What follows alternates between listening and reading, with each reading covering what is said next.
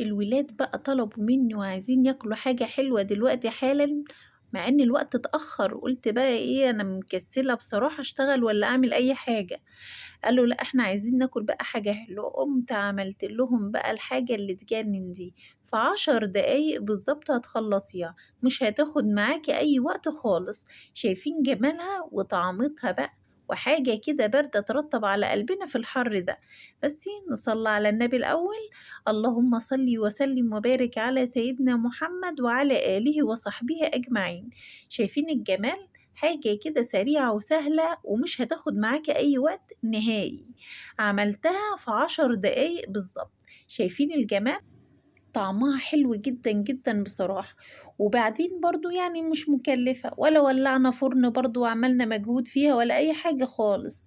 لو عندك بقى كيلو حليب، تعالي بقى نعمل الوصفة اللي تجنن دي. ندخل بقى على المقادير بتاعتنا ونشوف احنا عملناها ازاي. هنجيب كيلو من الحليب. طبعا انا هحط كوباية الا ربع سكر. انت ممكن تحط نص كوباية، تحطي ربع، تحطي كوباية، براحتك خالص، تحليها حسب راحتك. حطيت 2 باكت من الفانيليا، وهقلب السكر مع الفانيليا. طبعا اللبن ده بدرجة حرارة المطبخ، انا حطيته في التلاجة يسقع شوية علشان خاطر الخليط اللي انا هعمله دلوقتي لازم اللبن بارد والخليط ده سخن. تمام كده. حطيت معلقتين سمنة وشوية زيت، وحطيت كوباية الا ربع من الدقيق، وهنقلبه كويس جدا. طبعا المعلقة مش نافعة، لازم المضرب السلكي علشان بيفكك التكتلات بتاعة الدقيق.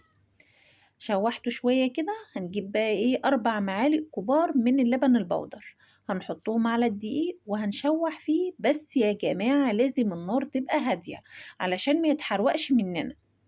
وهنقلب فيه لحد ما يوصل للون اللي انت شايفاه ده، مش محروق على فكرة، لازم النار هادية ولحد ما يوصل للون ده. هنجيب بقى الحليب بتاعنا اللي احنا حطينا عليه سكر وحطينا عليه ايه الفانيليا بتاعتنا، وهنقلب كويس جدا بالمضرب السلكي علشان خاطر ما يكتلش مننا. في الوقت ده بقى ممكن تعلي النار عادي جدا. تمام كده. كده القوام تقل معانا وريحته تجنن، طعمه وريحته حلو جدا جدا. انا طبعا بغرفه في البلاد بتاعتي. اغرفي بقى في بولات، في كوبايات، في صينيه، اي حاجه اللي يريحك يعني.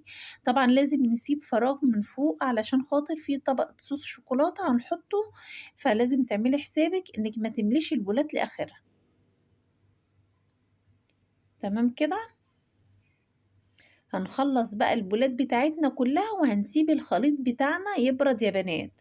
لازم يبرد شويه قبل ما نحط عليه الصوص بتاعنا، علشان خاطر لو حطينا الصوص فوق الخليط وهو لسه سخن كده وما عملش قشرة فوق الوش، هينزل في قلبه.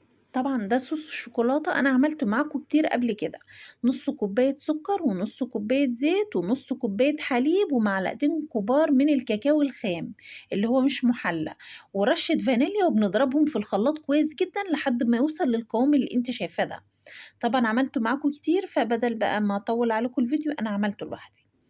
ال- البودنج يا جماعة أو الخليط في البولات ده لازم يعني يعمل قشرة فوق الوش قبل ما نحط طبقة الشوكولاتة، علشان خاطر مش تغطس في قلبها وهيتلخبطوا الاتنين مع بعض. تمام كده.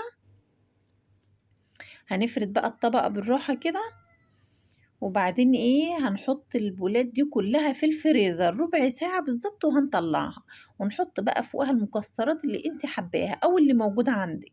شايفين جمالها عاملة ازاي؟ حلوة جدا جدا بجد.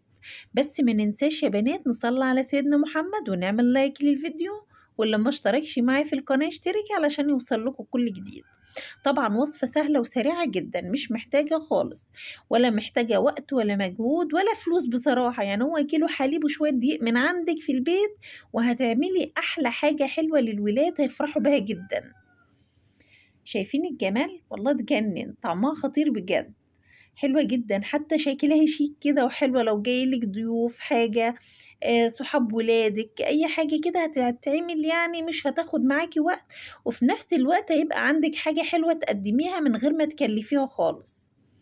حلوة جدا جدا يا بنات بجد. بس ما ننساش نعمل لايك للفيديو. جربوها يا بنات وبألف هنا وشفا للي يجربها.